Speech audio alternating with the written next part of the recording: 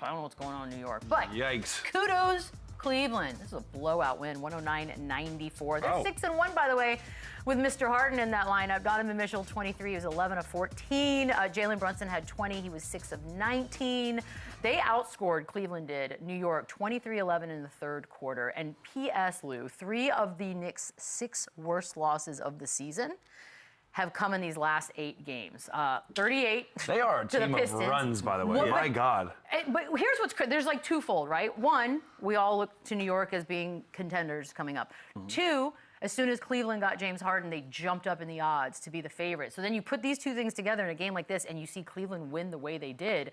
Look, New York Knicks fans they're not known to be subtle, and they're probably not being very quiet today.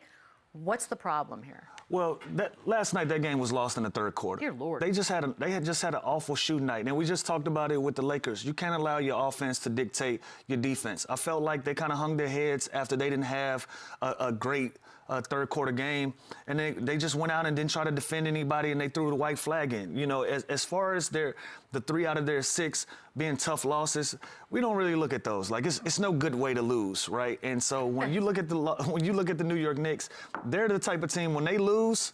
They lose. Yeah. You know what I mean? Doesn't matter if it's by one game winner or by 20. Yeah, like when they lose, it's a glaring loss because you can see what's going on, and that's why you can look at that game last night, look at that third quarter that they had, and the way that they shot the basketball.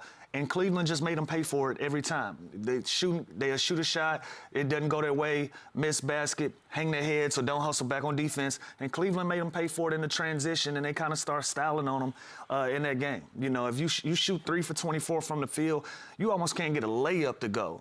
and you can't have that. You can't have that identity of a team if you're the New York Knicks, especially if you want to be a title contender. But no, I'm not panicking, and I'm not looking at it bigger than what it is. They're still in a great position, even though they're tied for third and fourth, and they can possibly slide a little bit if they don't get their act together.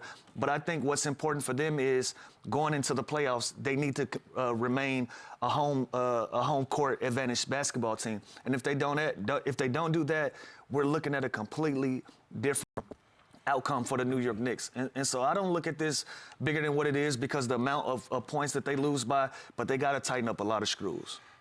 Wow. 11. It feels panicky to me. 11 points. I wouldn't say yet. 11 points in Not 12 panicky. minutes. How about panic-ish?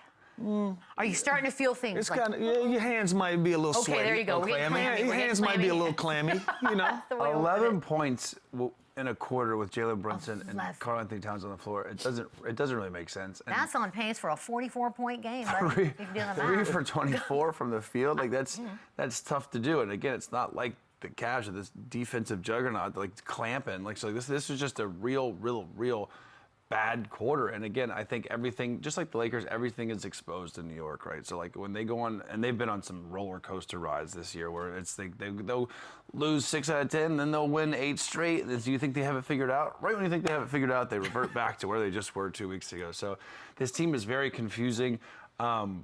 This quarter was really bad, but I think it's more impressive on Cleveland. Like Cleveland, after the start that they have the same record as the Knicks now. I mean... Like, that's crazy to me. It is. By the way, I had to double check this. Karl Anthony Towns took 5 shots total. And 14 points. That's what I'm saying. You can't do that. You cannot take 5 shots. Well, I mean, he made all 5. I mean, bad. He was efficient. That makes it even worse that he made all 5 of them. That's actually more that confusing makes it. to me. I was about to say that makes it 100 times Like, worse. 5 shots, to go 4 free throws. Yeah, to go 5 for 5, but some of that isn't his responsibility. You gotta listen. Mike Brown got to find him more shots. What's going Your on? point guard got to find you more shots. You got to demand more shots. Everybody can share responsibility in him not getting more than 5 shots. But your second best player on the team, totally unacceptable, especially in the game like this. If nobody is going to make shots and you're the one person that can, I'm demanding the basketball. So that's something that Mike Brown and Cat, they got to look at each other and say we got to be better as a collective if we're going to continue to move forward. Mitchell Robinson took more shots than him. Yeah, that's Like, yeah. In what world?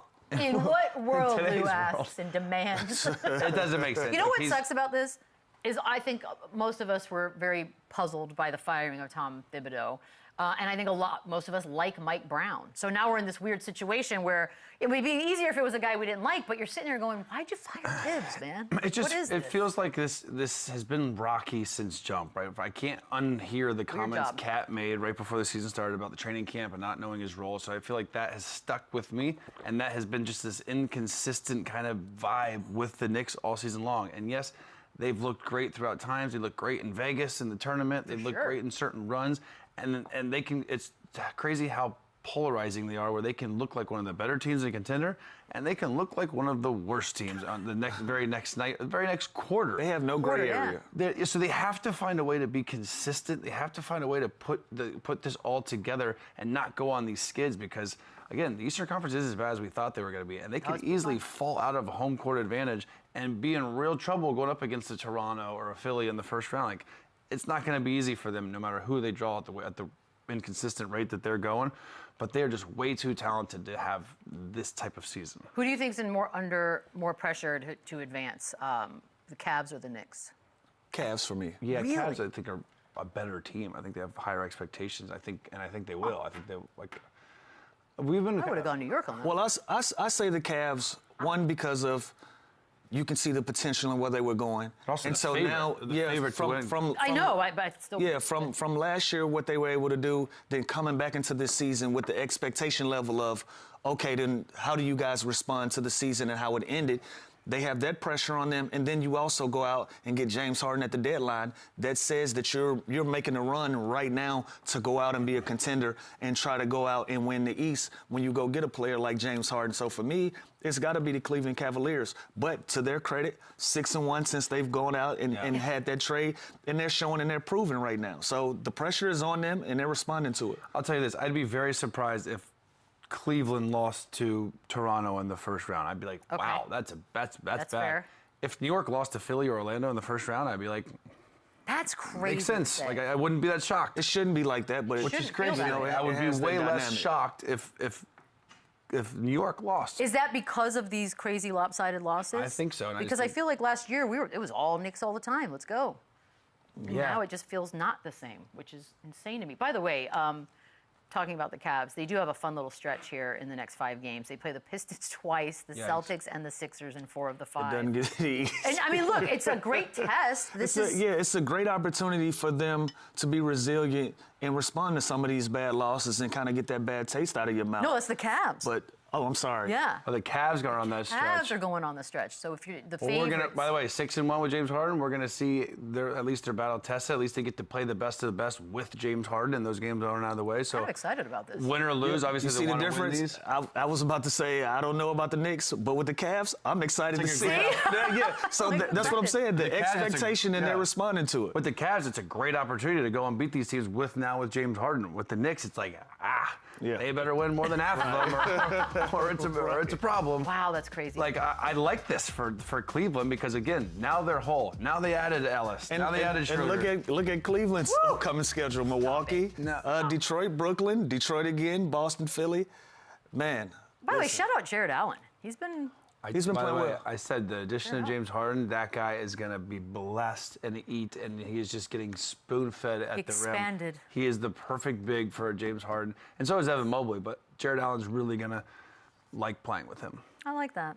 I like that positive energy you're putting out there, Chandler. But yeah, you know what? After this, 1, 2, 3, 4. After these 6 games, I think we'll really have an identity of who Cleveland is. This with James Harden. I can't wait with Ellis, to be on with the other Schroeder side going of this. forward because this is tough. This is a stretch to really find out what they got. The Detroit stuff's good. It's only one on the road that's going to be tough. Obviously, the Detroit win. It's going to go in their favor because the rest of these are home games. I think Brooklyn, they win that game. But other than that, the rest of these home games, that's going to go in their favor. I think Detroit beats them twice. I'll put $1 on it. You think Detroit gets both? Yeah, I'm going to put that. Yeah, because I'm full Detroit at this point. Okay. You're on the bandwagon? That's my Eastern Conference team. Oh. Yeah, if they're playing the Spurs, I hate them. Since when? You know Detroit's in America. You know Detroit's in America, though. You know what? Funny you should say that. What a segui you just set us up for. We're going to take a quick break. On the other side, the moment you've all been waiting for. Their Team USA rosters have been finalized.